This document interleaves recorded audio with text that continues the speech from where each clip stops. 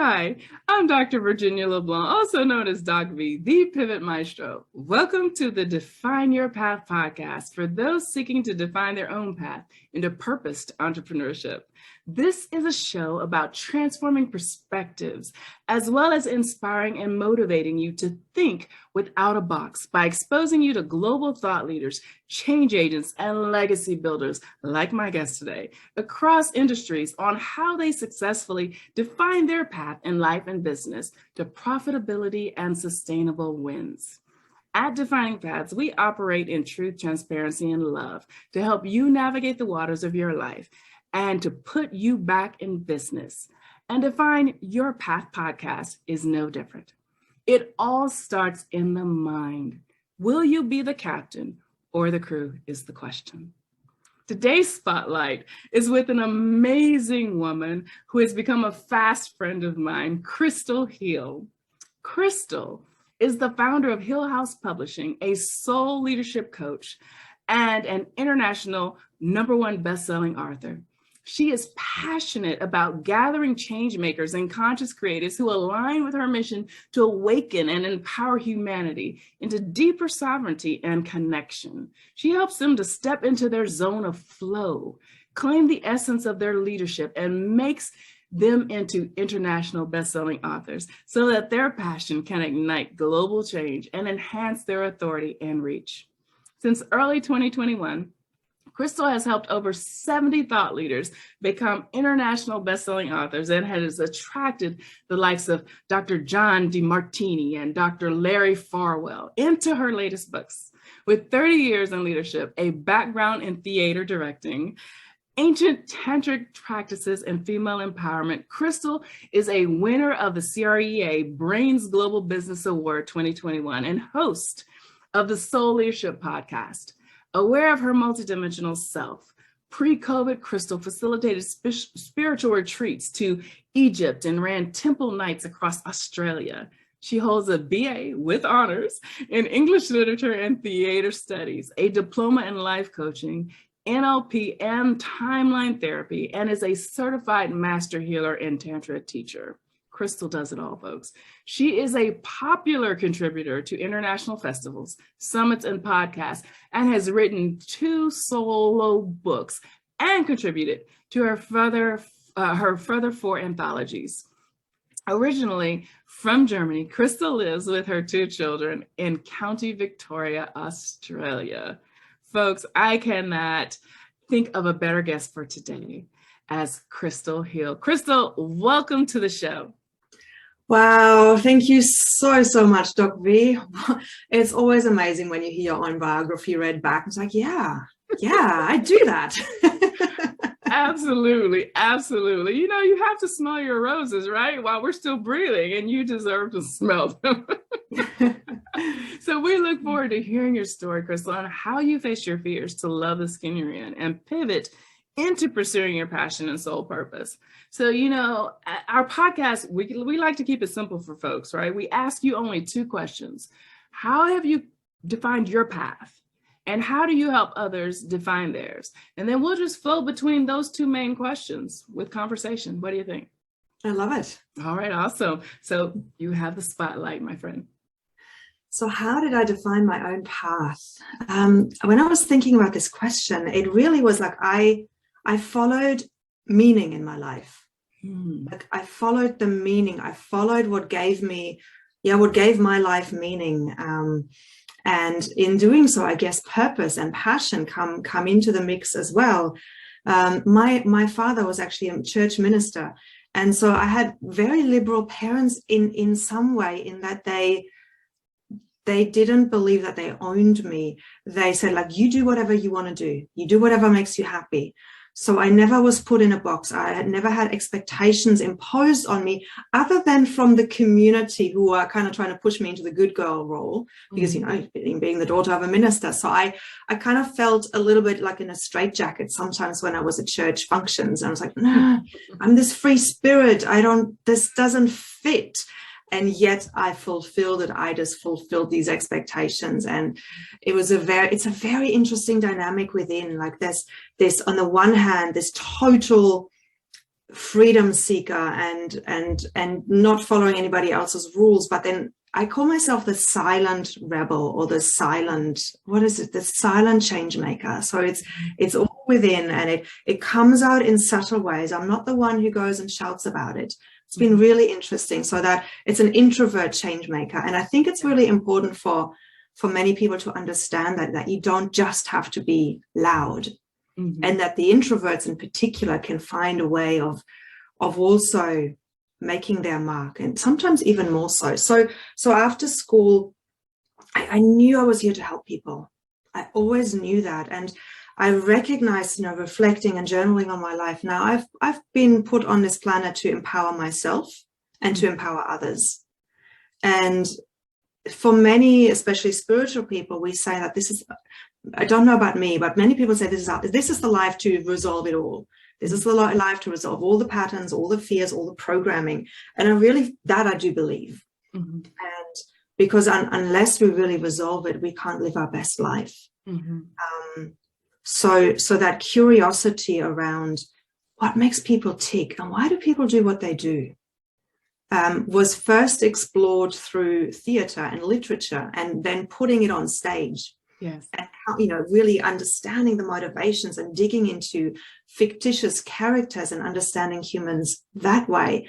And then in my 30s, I moved from Germany to England after school, because I just wanted to get away. I wanted to define myself. Yes. Who am I without my history? Who am I without being the church daughter, the minister's daughter? And so I just didn't realize I was running away, but I think I was running away. So to reestablish myself and my own identity. And then I had a divorce in my early 30s, and I asked the universe for guidance. And I said, well, my theater work didn't come back. It's almost like the universe had taken it all away to help me focus on what was essential, which was to address this marriage. Once that was done, I gave myself a year to rebuild, and nothing happened. And I was asking the universe, well, what am I here to do? Show me the way. Where am I meant to be? And I realized I wasn't meant to stay in Australia, in Germany, in England. And I said, I'm not going to learn another language. So where am I meant to be? And then all this came in around Australia, and people going to Australia, and met Australians. And then I had a literal dream, which said, welcome to Australia. And in that moment, my alarm went off. I'm like, okay, I'll go. And so I packed up, I sold up, and I came here in 2006. And everything just fell into place. I've got my permanent residency, and it just flowed. When I feel like when we are on path, when we are listening to that inner guidance, the universe just opens the doors for us to keep going. And it doesn't mean that there aren't scary moments, or that there aren't fears coming up, but it just means that there is a knowing that we're always taken care of. So then I studied English, then I studied life coaching, that I journaled myself into clarity around that, and now I finally was helping people in this capacity of empowering, particularly women, to step into their feminine essence. I did that, and you read it in my biography. I ran workshops and retreats and all of that. And then when COVID hit, all of that stopped. So my biggest source of income was gone. And I was like, okay, what now? And I realized pretty early on that this wasn't going to be for 3 months, but it would be long lasting. And so I realized I had to reinvent again. And as always in my life, on my path, having been in 2 multi-author books in 2020, that lady then decided to teach how to publish, to teach the structure and the systems. And I had a full body yes. I'm like, wow, this is interesting. It didn't make sense. I thought but I'm here to help the people. I'm here to empower. Yeah. And then as I was doing I did it anyway, because it was a yes. I was like, okay, I'll follow that. The money was there. It flowed. I was like, this is meant to be.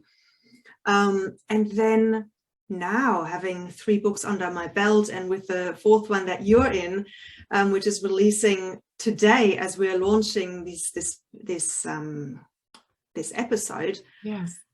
Yeah, I realized, I am still empowering people so deeply. And this is where that second question comes in about how do I help others define their path? Yes. But I'll just pause here for a moment before I'll jump into that. Yes, absolutely. I mean, there was so much in what you just said, Krystal. I don't even know where to start. I heard just not being afraid to redefine yourself, which so many people are afraid to because we're afraid to change. But by changing, you grow. You cannot grow without change. So, I feel such great kinship with you because we have a very similar background, going back to the performing arts and what have you.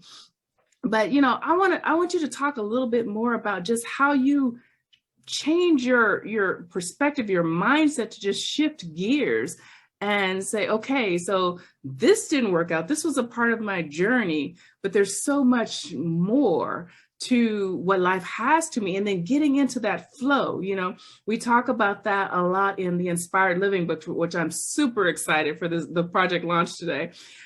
So I want to talk about just that, following your flow, helping people understand what that means, what inspired living means. And then we'll get into the second part of like how you really help people make that happen, what it looks like. For a very long time, I felt it was a weakness to keep changing. Me too. Yeah. Girl, you see my title, Pivot Maestro, right? Yeah, exactly. Yes. Because they in entrepreneurial books and everything, they say it takes 10 years to become a master at doing what you do. And I'm like, okay, I did this for 7 years. Yeah, I've done 13 years of coaching. So I do feel a masterful at that. And it's just in my body, and I can pick it up. But yeah, it felt like it took a lot of digging into my values and understanding the through line from that. So where's empowerment in coaching, in theater? How do I empower people in that? I help them get their best performance on stage. I help them be embodied and empowered as an actor in their character. And then in coaching, it's obvious, right? Like we're helping them to make better choices, to reprogram the mindset, to release the fears. Right. And then with the books, with the publishing, I really recognize that it is about the empowerment comes in helping people own their story just that little bit more. No matter where on our journey we're at, when we write it down and when we get with the intention of being witnessed in that, it takes it to a whole new level. And so the empowerment that I've seen coming out of the authors going through this process has been incredible, and the confidence building. So what I would say is this pivoting, this changing, following the flow is, it requires a deep listening. It requires recognizing when the universe is putting blocks in our way. And they're not trying to push through the blocks, but to surrender to them and just to take a pause and thinking, okay, so what's going on here? And then, remaining in that question. And when we're in the questioning and the asking, the universe will give us the answers. And that's how we stay in flow. And that's how the next thing can come in. Yes. Yes. So good. So good. And in the theater world, in the performing arts world, there's a term, about just putting yourself in that position for the willing suspension of disbelief. Yes. And, if we could do that as human beings, as these individuals that are trying to just manage our reality, which Inspired Living is doing more than managing our reality. It's living inspired and accessing the creative. But if we could do that in our everyday lives, that just might be a key to helping more people live inspired. What do you think? And then we'll talk about, how you make it happen. Absolutely agree. Yes. Yeah. So let's talk about how you work with people in what you do to help them get to that point, because that disbelief is almost like, oh, I can never be an author, or I can never measure up, or I'm not a good writer, or whatever the case may be. But literally imagining yourself as being that, playing that role, there's I guess a colloquial saying, fake it till you make it. There's something to that. There is something to that. And I'm just going to slightly veer off path because it reminds me of my daughter. I had a conversation with her. She's 8 and she's like, Mommy, you're you're not accepting me for who I am. Oh. I'm like, oh, wow. Okay. So let's unpack that a little bit. Mm-hmm. And it came in response to me sharing with her how she keeps focusing on her pains and her bellyache and her this, and with such passion. Mm-hmm. I'm like, look, if you keep focusing on this so strongly, then it's not going to go away because you're giving it so much attention. And she's like, Mommy, you're not letting me be who I am. This is who I am. So, okay. And then I explained to her, and this is like, okay, giving an 8-year-old big concepts, our old self and the self that we're striving for. You know, and that we always accept and honor who we are in this moment with all of the fears and whatever's going on, and the perceived shortcomings. And I say perceived because quite often we are our biggest critic. Yes. And other people don't even see it that way. And then the difference between where we are and where we want to go, you know, that and the stretch in between that. And so I'm not sure why can you remind me of the question that you asked? Because it's about that, you know, the disbelief, the willing suspension of disbelief. So yes, you know, I love Dr. John Demartini, Dr. Joe Dispenza's work, where we go into the void and we imagine and we feel the feeling of the future self, and what that feels like in our body. Yeah. And I think in my work, what happens is that people have the idea of what they want to do or what they're doing in their business.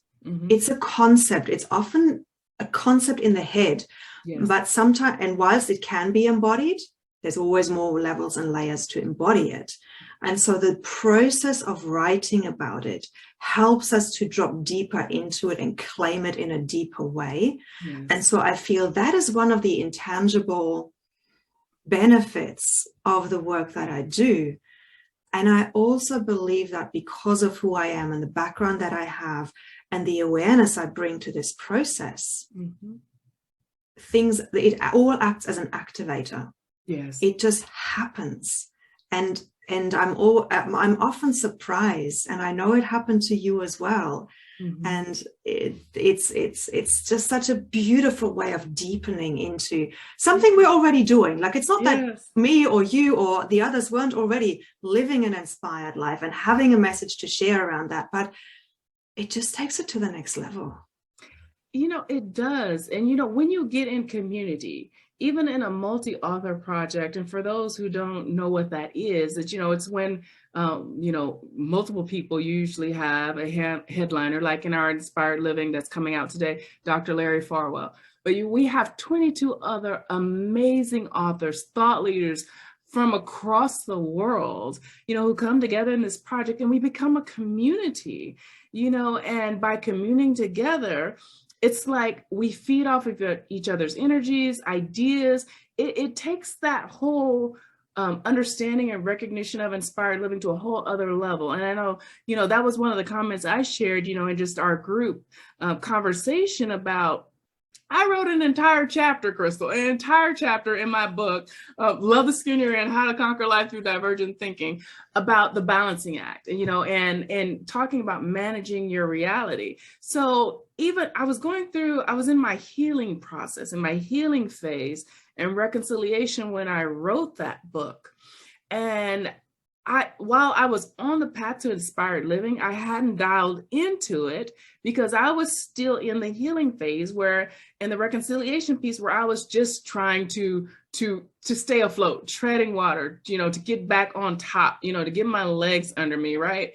And so, you know, I'm talking about, yes, very true and relevant things, you know, about, you know, there's no such thing as a balancing act. You know, it's all about time, scope, priority, you know, these sorts of things, and it's managing your reality. But what I had not come to, and what this project helped me come to, was the fact that there's this whole other piece that I've kind of heard about, totally missing though, and hadn't connected the dots: inspired living. And that's what this project has helped me come to. So I want to really also delve into that, share with what we're doing with this project, how you're illuminating just the thought, the concepts, and you're bringing this to the world globally to put this on a larger scale with Hille House Publishing. Absolutely. So yeah, for me, you know, every single title that I create comes out of my own inquiry. And then really what I'm doing is I'm bringing mirrors into my world that reflect to me an aspect of how I could raise my inspired living, how I could tap more into it. And, for me, it's been so beautiful reading every single chapter, because each chapter has ignited and awakened something within me that was already there, but that had just brought it into more conscious awareness. Yeah. And that's what I love about these multi-author books, and especially this Inspired Living. It gives us this awareness of where we can tap more into it. So as for people listening today, I really encourage you getting a copy of this book, surrounding yourself with inspirational materials that are helping you raise your vibration. Because as you were saying, Doc V, when we are in that survival and just getting through stuff, we can't, the inspiration that I can actually live in joy and prosperity, because that's the subtitle, a guide to ignite joy and prosperity. Yeah. Because that's what happens when we are living in our best version of ourselves, when we bring attention to what is going right. When we focus on the gratitude and the joy every single day, it increases. And so that is my desire for the world, for all the readers, to bring aware by reading these stories of how people have gone through some challenges, but then always found the joy somewhere, and always found the inspiration, always followed their flow. Yes. Yeah. And what I found in this project, it's when, life is happening, right? And we have to pivot, and we have to figure out, okay, what's our next step? And we start to connect those dots to figure out what that next step is. And it's a process of the spirit trying to speak to us, because our soul is constantly calling, and, and it speaks to us through our intuition, and the spirit. And, I talk about in my chapter about conscious intuition. And that was a huge revelation for me, because, we're going on, okay, we have intuition, right? It's usually in the subconscious. We follow it every now and then. But when we become conscious of that and start operating in that, that ignites the flow, and we become, and that's when we're pursuing intentionally that inspired living path, because most times we're just checking the box. Life has conditioned us socially, culturally, educationally, to check the box. This is how life works. This is what you're supposed to do. Just check the box and you'll arrive at that dream that you're supposed to have. But most of us have found, as we grow in wisdom and age, that is untrue. Absolutely. It isn't true at all. Because if we're running on autopilot, as I call it, what you've just described, we're just running on autopilot, doing the things that we're supposed to be doing. We're not co-creating with our divine essence. We're not co-creating with what you call the conscious intuition, or bringing the intuition into consciousness. So that's why I love stillness as one of the most important things to do in the morning. Just sitting in stillness, relaxing the body, and just noticing what's coming through and what's coming in. And often it's the thoughts. Like, I had a period in my life where in those moments, all the unresolved matters in my life, all the things that would bother me would come up into my awareness. And so I would write them all down, staying in there, but just writing it down and saying, okay, I'm going to deal with that today. I'm going to either write that email or speak my mind or resolve this matter, so that all of these hiccups that stop and crowd the channel from being open, they're just resolved. And so when we then, after that's all flushed out, where we continue sitting in stillness and asking questions to our highest guidance and say, please show me the way. Yes. That's when we truly co-create, and inspiration can come in, and we can live in joy, and we can create prosperity in a healthy way, not in the way that society has been showing us about this old paradigm of having to work hard. No, we're shifting, we're pivoting, as you say, into a new paradigm where we work from this soul-aligned place. And it's actually the next book that I'm exploring that in, the Inspired Entrepreneurs. Uh-huh. That's the title of the next book. Bravo. Inspired Entrepreneurs, embracing the magic of your soul mission. And so again, it's an invitation to have an inquiry. Wow. An inquiry into what does that mean? How do I actually make money in a joyful way, where there's gratitude, and it's an exchange of energies, and it's an exchange of love. I love it. Krystal, can we be in successive books? Yes, you can. I'd love you to be in it. That's what we do. That's what we're about, because I did the parallelpreneur thing for so long, and thank you very much for my day investors, as I call them. But, my soul kept calling me to this what I call purpose entrepreneurship, this journey. And for me, this is how you get to find inspired living. So when I work with, my retiring military folk, or when I work with my women leaders who have been in, just hostile environments, hostile work environments, discriminatory, debasing situations where they want to then start to define their own path, this is the path we put them on. This is what we help them do. So, let's talk about that a little bit more of the time. Girl, I could just keep talking to you forever and ever, because this is such an important topic. And I think, the pandemic has opened the door to it. I mean, literally have kicked the door wide open, and people are starting to process this and embrace it. So let's talk about, how many avenues do you have when you are literally defining your own path through entrepreneurship? And you can build it simultaneously. This is what some people don't understand. We talk about diversifying our financial portfolio, our investment portfolio, but how much more so is our life, and our purpose for being here? Let's talk about that in our closing moments. I had a thought and it left. Well, it'll come back to you. But I had a really good thought. Just pursuing the entrepreneurial path as an alternative, because we've been conditioned to think there's only one way to make money, to climb a ladder. And we don't even process that ladder can't hold multiple people at the same time. It's one person at a time. When COVID hit, I realized the importance of diversifying my income, very much so. And I also something else shifted within me. I'd been a coach for over 10 years, but I labeled myself a coach. I didn't label myself an entrepreneur. Oh, okay. Isn't that interesting? So I was almost like doing my business as a hobby. And when I realized that, that's when I could shift it. That's when I could say, okay, right, now I'm going to do my work as a business, not as a thing that I do that brings in the money. Right. So that was a really interesting shift for me, and I think for your clients potentially as well, because they're stepping into a purpose work.